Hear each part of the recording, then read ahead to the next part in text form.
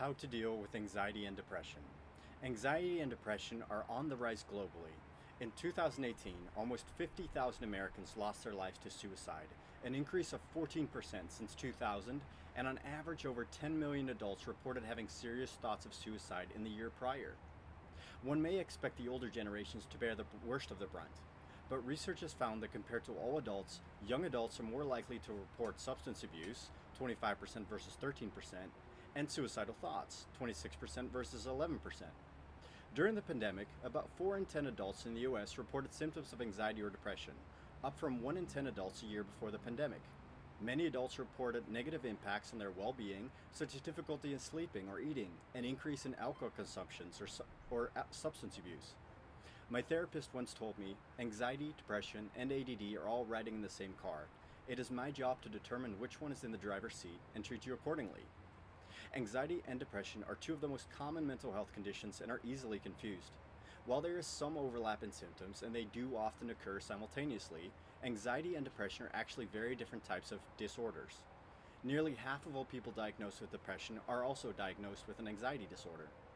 Anxiety is a general fear of what is going to happen or could happen in the future, and is characterized by thoughts of worry and a general belief that something bad will happen. Depression is a mood disorder that's more than just feeling down or having a bad day.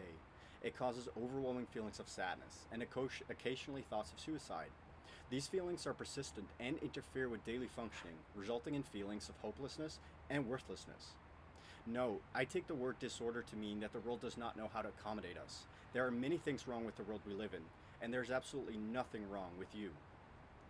Anxiety presents itself in feelings of restlessness, difficulty concentrating, nausea, panic attacks, social isolation, fatigue, sweating, obsessive thought patterns, insomnia, irritability, and change in appetite. Depression causes feelings of sadness, irritability, losing interest in the things you enjoy doing, restlessness, unexpected headaches and pains, fatigue even after sleeping, having a difficult time remembering things, an inability to make decisions, feelings of guilt or worthlessness, and perhaps even thoughts of self-harm. The causes of anxiety and depression aren't fully understood by modern science yet. Life experiences such as traumatic events have been shown to trigger these disorders, but inherited traits or medical causes such as disease or drug abuse can also be a factor.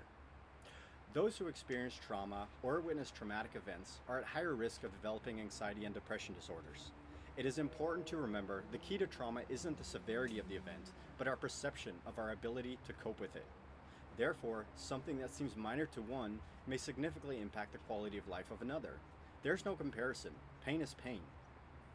Stress due to health issues such as illness can cause significant worry about your treatment and future. If you have ever dealt with a significant health issue before, such as back pain or surgeries, you must certainly be aware of how much it can build your stress levels. You may also be at higher risk of developing anxiety and depression if you have a family history of anxiety, depression, or other mental illnesses. Many mental health conditions are hereditary and generally don't become prominent until early adulthood. When you feel anxious or depressed, neurotransmitters relay impulses to your sympathetic nervous system, causing your muscles to contract and your heart rate and breathing to increase. Blood flow is also redirected from your abdominal organs to your brain. Persistent feelings of anxiety can make us sick to our stomachs, causing cramps or other digestive issues leading to pain, diarrhea, or constipation. The nerves that regulate digestion are hypersensitive to stimulation, and thus anxiety has been linked to conditions such as irritable bowel syndrome and functional dyspepsia, upset stomach. Research shows that adults with heart disease, as well as an anxiety disorder, are twice as likely to have a heart attack than those who don't have an anxiety disorder at all. Those with depressive disorders are more likely to gain weight or become obese. The state of being overweight increases the risk of developing high blood pressure and predisposes you to unhealthy levels of cholesterol and triglyceride levels, all of which further increase your levels of developing heart disease and type 2 diabetes. Depression also commonly manifests in chronic pains such as headaches, back pain, arthritis, and fibromyalgia. This creates a self-enforcing cycle of chronic pain, increasing depression, and the depression itself causing more physical pain. I have become much more aware over the years of how my depression and anxiety manifest in my own body. I personally endure spondylolysis, scoliosis, and nerve impingement. I have come to the realization that loneliness causes me to feel overwhelmed more easily, and the state of overwhelm induces more anxiety. The anxiety in turn feeds depression, and the combination of the two causes severe back pain to the point where I cannot use my body the way any other person would. It isn't fair, but it is what I got, and awareness has allowed me to make the most of it. Now that we've established the differences between anxiety and depression, how they manifest in our bodies, and what the long-term effects are, let's dive a little bit into how to actually deal with these disorders in our daily life. I'm not a doctor, I cannot give medical advice, but I can share my personal experience and what has worked for me. One of the best things you can do for yourself is seek out therapy. Even though you may feel whatever you are experiencing is unique to you, therapists are professionally trained to make observations you are not capable to make yourself. Every person and every situation is highly unique, but I have learned from personal experience that there are certain patterns a skilled professional will be able to help you uncover. There are many different options of therapy, to the point where the sheer amount of them seems overwhelming. There's CBT, EMDR, somatic and psychodynamic therapies, IPSRT, and the list goes on. How do you know which one is right? The truth is, you're not going to know which one works for you until you try it. Research the various treatment options available and start with whatever resonates most with you. I initially tried CBT, which I found cumbersome, and while living in Columbus, I saw an EMDR therapist who helped me uncover a great deal about my inner child and the fears he has. I am now able to recognize when the scared child surfaces and treat it with love instead of trying to disown it.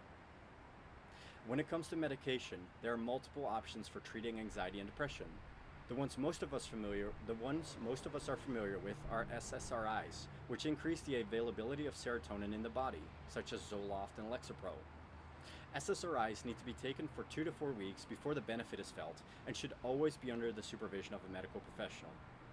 I personally used Lexapro during a time of high turbulence in my life in order to find my footing, but I did not consider it a suitable long-term therapy for myself, as it merely served to suppress symptoms rather than resolve the underlying issues that were at the root of my problems.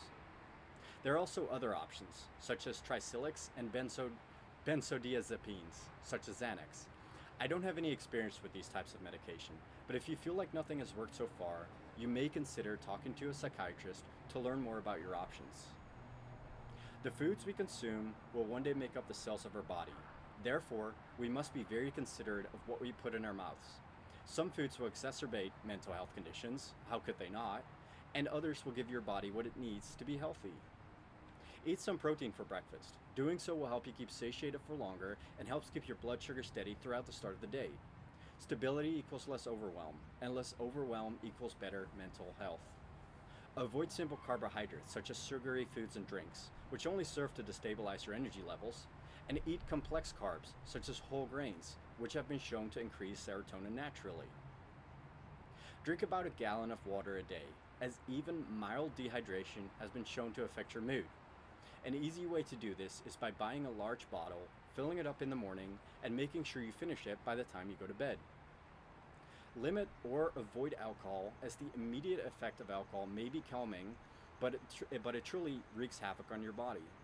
Even mild alcohol consumption has been shown to interfere with sleep, which is critical to maintaining a healthy brain. Eat balanced meals consisting of fresh fruits, beans, berries, nuts, and vegetables. Foods such as red beans, apples, blueberries, walnuts, kale, spinach, and ginger have high levels of antioxidants and help ease the symptoms of anxiety and depression. You may also consider natural supplements for anxiety and depression, such as omega-3 fatty acids and theanine, but taking these in isolation won't be as effective as consuming healthy meals. Supplements are supposed to do just that, supplement an already healthy and balanced diet.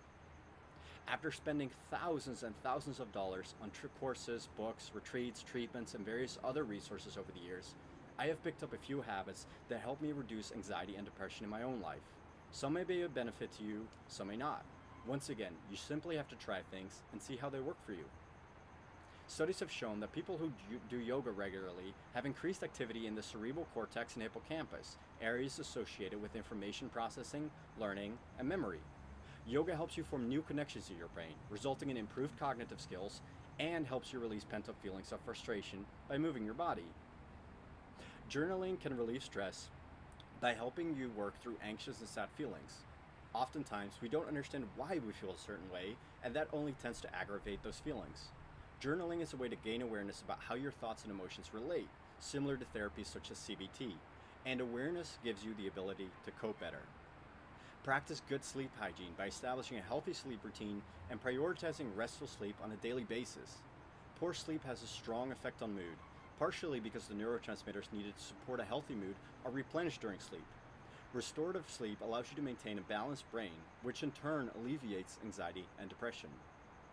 Get outside in nature regularly to disconnect from the busy and overwhelming world we live in. Overwhelm only serves to make you more sensitive to feelings of anxiety and sadness, and the only way to rid yourself of overwhelm is by fully disconnecting. Find a trail nearby, or simply go on a walk while leaving your phone at home.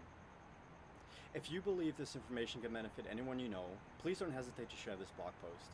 You can also sign up for my newsletter at thedebuglife.com to receive blog updates, and you will also receive the 2022 React Developer Roadmap for free.